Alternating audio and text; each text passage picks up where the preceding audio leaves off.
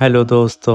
इस एपिसोड के स्टार्टिंग में हमें जियांग फैंग को दिखाया जाता है जो कि अपने मास्टर की डेड बॉडी के पास बैठ कर के रो रही होती है और उसके ऊपर चिल्ला रही होती है कि आपने आखिर मेरे साथ इतना बड़ा धोखा कैसे कर दिया। आप मुझसे ली हान को क्यों मरवाना चाहते थे, आखिर ये सब आप क्या कर रहे थे और आप मुझे छोड़ के कैसे जा सकते हैं। वो वहाँ पे बैठ के ज़ोर ज़ोर से रो रही होती है।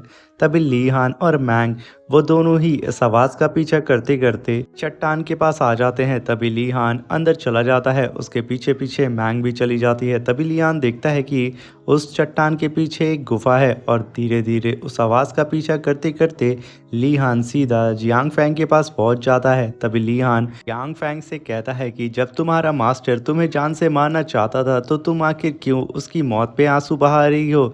इसकी बात को सुन करके मैंग कहती है शायद इस जियांग फैंग का दिमाग हिल सा गया है। तभी जियांग फैंग ली हान की बात को सुन करके उससे कहती है कि मेरे मास्टर ने यहाँ पे मुझे फंसाने की कोशिश तो की है, मगर ज़रूर इसके पीछे कोई ना कोई ऐसी वजह होगी जिसकी वजह से वो ऐसा कर बैठे हैं, वरना मेरे मास्टर इतने भी बुरे नहीं थे।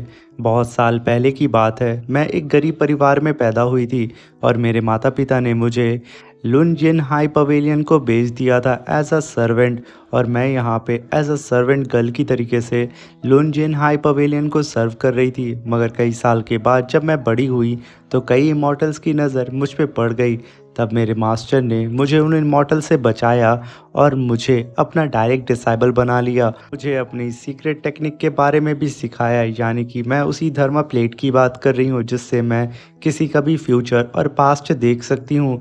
जब मेरे मास्टर मेरे लिए इतना कुछ कर सकते थे तो वो एक बार मुझसे बोलते कि उन्हें मेरी जान चाहिए थी, तो मैं अपनी जान हंसते हंसते उन पर कुर्बान कर दे, क्योंकि इस पूरी दुनिया में मेरे मास्टर के अलावा और कोई भी नहीं था। ये कह करके जियांग फैंग फिर से रोने लगती है और तभी ली हान जियांग फैंग की बात को सुन करके उसके करीब आता है और उससे कहता है कि जियांग फैंग, जब तुम्हारे मास्टर इतने अच्छे थे तो उन्होंने तुम्हें मोहरा बना करके मुझे जान से मरवाने की कोशिश क्यों की।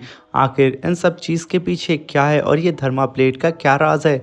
तभी जियांग फैंग ली हान को बताती है कि धर्मा प्लेट की जो टेक्निक है वो हमारे सेक्ट की फॉरबिडन टेक्निक है और इस टेक्निक के ज़रिए हम लोग किसी भी दो पर्सन की सोल को एक्सचेंज कर सकते हैं, यहाँ तक कि उसकी डेस्टिनी को भी हम लोग एक दूसरे से एक्सचेंज कर सकते हैं। जब भी मुझ पे कोई मुसीबत आए तो मैं अपनी मुसीबत को अगले पे डाल सकता हूँ। ये हेवन के रूल्स के खिलाफ है। मुझे लगता है कि जब मास्टर ने अपने डेस्टिनी के बारे में कैलकुलेट किया होगा उस धर्मा प्लेट्स से, तो उन्हें लगा होगा कि तुम उन्हें जान से मारने वाले हो, इसीलिए उन्होंने मुझसे तुम्हें जान से मरवाने की कोशिश की और उन्होंने यहाँ पे चाल चली और मुझे ये शो कराया कि तुम मेरी जान लेना चाहते थे। ये सुन करके मैंग कहती है कि आखिर ये कितनी बड़ी बेवकूफ़ डिसाइबल है, ये यहाँ पे ये नहीं समझ पाई कि इसके मास्टर ने अपना सब्स्टिट्यूट रखा हुआ था कि जब भी उसके ऊपर कोई दिक्कत आएगी तो वो यहाँ पे जियांग फैंग को आगे खड़ा कर देगा। तभी ली हान जियांग फैंग की बात को सुन करके उसके कंधे पे हाथ रखता है और कहता है कि तुम्हारे मास्टर वाकई में काफ़ी अच्छे इंसान थे, मगर फिर भी उन्होंने यहाँ पे तुम्हें जान से मारने की कोशिश की है। तुम समझ लो वो तुम्हें एज आ सब्स्टिट्यूट के तौर पे रखे हुए थे और तुम्हें यहाँ खुशियाँ मनानी चाहिए कि तुम यहाँ ज़िंदा हो। ये कह करके वो वहाँ से जाने लगता है तो उसके पीछे पीछे मैंग भी आ जाती है। तभी मैंग लियान से कहती है कि आखिर मुझे ये समझ में नहीं आया है कि आखिर जियांग फैंग का मास्टर मरा तो मरा कैसे, क्योंकि उसके कपड़े पे कोई भी निशान नहीं है और वो मरने से पहले किसी से भी फाइट नहीं किया है। तभी ली हान भी कहता है तुम तो सही बोल रही हो। तभी मैंग वहाँ सोचने लगती है आखिर ऐसी कौन सी टेक्निक हो सकती है। तभी ली हान रुक जाता है और कहता है कि कहीं ये वो टेक्निक तो नहीं है, और ये कह कर के वो तुरंत मैंग की तरफ मुड़ जाता है और मैंग भी उसकी ओर देखने लगती है। तभी वो दोनों ही एक दूसरे की ओर देखते हैं और कहते हैं कि कहीं ये कर्स टेक्निक तो नहीं है। ये कह कर के वो दोनों ही शांत हो जाते हैं। तभी सीन शिफ्ट होता है और हमें इंग को दिखाया जाता है जो कि इल्यूजन टेक्निक को कल्टीवेट करने की कोशिश कर रही होती है और तभी वो अपनी पावर से ली हान के दिए हुए उस इमॉर्टल टोकन को अपने पास बुलाती है और उसे देखने लगती है और साथ में वो कहती है कि आखिर इस इमॉर्टल टोकन का क्या राज है। तभी वहाँ पे ली हान आ जाता है और वो देखता है कि यहाँ पे लिंग ने वहाँ पे एक इल्यूजन कप को बनाया है। वो वहाँ पे बगल में बैठ करके उस इल्यूजन कप को अपने पास बुलाता है और उसके अंदर चाय डालने की कोशिश करता है, मगर वो इल्यूजन कप वहाँ पे डिसअपीयर हो जाता है। कहती है कि मैं अभी भी इतनी परफेक्ट नहीं हुई हूँ। तभी ली हान कहता है कि तुम एक ना एक दिन इसमें परफेक्ट हो जाओगी। तभी लिंग उस कप को फिर से बना देती है और उसके अंदर ली हान चाय डाल के उसे पीने लगता है। तभी ली हान लिंग से कहता है कि मुझे ऐसा लगता है कि इस इमॉर्टल टोकन के पीछे ज़रूर लुनजिन हाई सेक्ट के पुराने पवेलियन मास्टर का हाथ होगा, क्योंकि उनके पास ही ऐसी टेक्निक थी कि वो ऐसे इमॉर्टल टोकन्स को बना सकें। इस बात को सुन करके लिंग कहती है कि आखिर ये पॉसिबल कैसे हो सकता है, क्योंकि पवेलियन मास्टर काफ़ी साल पहले यहाँ से गायब हो चुके हैं। तभी ली हान उसकी बात को सुन के कहता है कि वो सिर्फ गायब हो चुके हैं, मगर वो मरा है या जिंदा है इसके बारे में हमें कुछ भी नहीं पता है। क्या पता वो कहीं छुप करके हमें देख रहा हो और हमें ऑब्जर्व कर रहा हो। जिसे सुन कर के लिन काफ़ी ज़्यादा उदास हो जाती है और उस इमॉर्टल टोकन को देखने लगती है और कहती है कि इसी टोकन की वजह से मेरे मास्टर भी मारे जा चुके हैं, मुझे इसके बारे में पता लगाना ही होगा। तभी ली हान लिंग से कहता है कि क्या तुम ऐसे कोई कल्टीवेटर को जानती हो लुनजिन हाई सेक्ट के अंदर कि वो किसी भी तरीके के कर्ज टेक्निक को परफॉर्म कर सकता है। ये कह करके ली हान लिंग की ओर देखने लगता है। तभी लिंग ली हान को देख के कहती है कि तुम अपने मामले में मुझे प्लीज़ मत घसीटो, तुम इन सब मामले से मुझे दूर रखो। तभी ली हान लिंग से कहता है कि ये लुनजिन हाई पवेलियन इतना भी सेफ नहीं है, तुम जब तक मेरे साथ हो तब तक तुम सेफ हो, इस बात पे गांठ बांध लो। तभी वहाँ पे मैंग अपीयर होती है और ली हान से कहती है कि क्यों ना तुम मेरे लिए एक बॉडी का इंतज़ाम करो और मैं उस बॉडी के अंदर जा कर के सीक्रेटली ये पता लगा लूँगी कि आखिर इस कर्स टेक्निक को कौन परफॉर्म कर रहा है।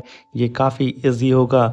मैंग की बात को सुन करके ली हान उसकी ओर देखने लगता है और मैंग कहती है मैं यहाँ पे मजाक नहीं कर रही हूँ। तभी ली हान कहता है कि मेरे पास यहाँ पे एक और रास्ता है जिससे हम पता लगा सकते हैं। तभी सीन शिफ्ट होता है और हमें जियांग फैंग को दिखाया जाता है, जहाँ पे 3 बंदे आकर के जियांग फैंग की तारीफ कर रहे होते हैं और वो लोग यहाँ पे आए होते हैं कि जियांग फैंग अपनी थर्मा प्लेट से देख के वो बता दे कि इनके फ्यूचर में क्या होने वाला है, जिसके लिए वो तीनों के तीनों जियांग फैंग के लिए बहुत ही ज़्यादा रेयर ट्रेजर्स भी लेकर के आए थे एज अ गिफ्ट। तभी जियांग फैंग उन लोगों को वहाँ से जाने के लिए बोल देती है और ये कह करके वो जैसे पलटती है उसके बगल में ही ली हान खड़ा होता है, जिसे देख करके वो तुरंत ग्रीट करती है और कहती है कि आखिर ली हान आखिर आप यहाँ पे क्या कर रहे हैं। फर्स्ट टाइम जियांग फैंग ली हान से इतनी इज्जत से बात कर रही होती है। तभी ली हान कहता है कि क्या तुम एक चीज़ पता लगा सकती हो। ये कह करके जियांग फैंग कहती है ज़रूर, आप बताए तो सही।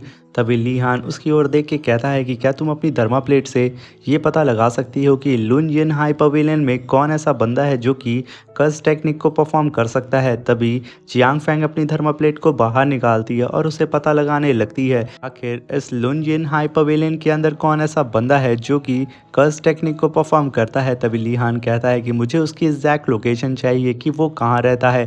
तभी जियांग फैंग कहती है कि वो लुनजिन हाई पवेलियन के अंदर ही है, बस मैं इतना ही बता सकती हूँ। जिसे सुन करके ली हान कहता है कदी ये तो मुझे भी पता है, उसकी एग्जैक्ट लोकेशन क्या है मुझे ये बताओ। तभी उसकी बात को सुन करके जियांग फैंग बेचारी काफ़ी ज़्यादा उदास हो जाती है और ली हान से कहती है कि मैं इस टेक्निक में ज़्यादा मास्टर हासिल नहीं कर पाई हूँ, क्योंकि मेरे मास्टर मुझे सिखाने से पहले ही मारे जा चुके हैं। जिसे सुन करके ली हान कहता है कि तुम सच में एक नंबर की डफर हो, इसी वजह से तुम्हारे मास्टर ने तुम्हें ऐसे यूज़ किया।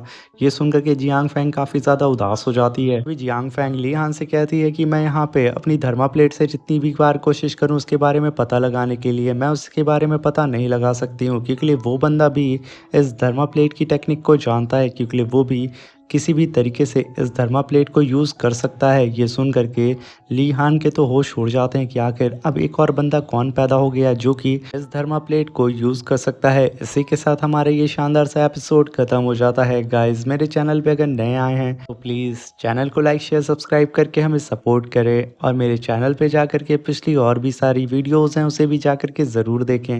होप सो आपको वो सारी वीडियो ज़रूर पसंद आएगी और ये वीडियो कैसी लगी कमेंट बॉक्स में हमें ज़रूर बताइएगा और तब तक के लिए अपना ध्यान रखें।